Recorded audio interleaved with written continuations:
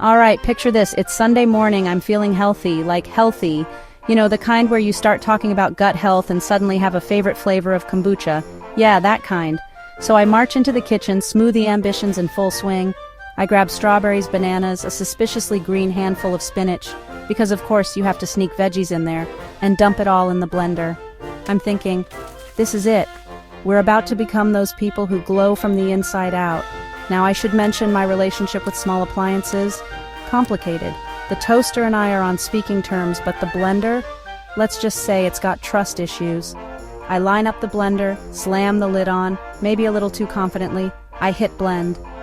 Suddenly it sounds like a helicopter is taking off in my kitchen. And then, boom!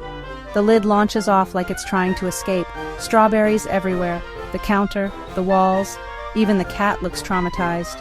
At this point, the kitchen looks less like a health journey and more like a smoothie crime scene. I stand there, frozen, holding a banana like it's a mic, and I'm about to drop the hottest health track of the year. And then I look over, there you are. All you can do is laugh, not a little chuckle, a full-on, can't breathe, tears streaming kind of laugh. Suddenly I'm laughing too, because honestly, what else can you do when your kitchen just got tie-dyed pink by fruit? So we look at each other and without even saying anything, we know it's cereal time. We pour 2 bowls, sit on the kitchen floor, surrounded by splattered strawberries, and eat cereal out of mugs because of course all the bowls are pink now.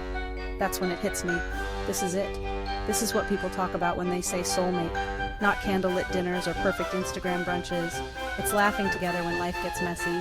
Literally. Now our kitchen walls, still a little pink. But hey, I kinda love it. Every time I see a smudge, I remember that morning.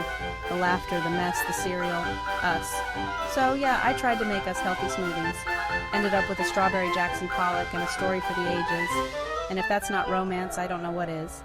Now who's got a mop?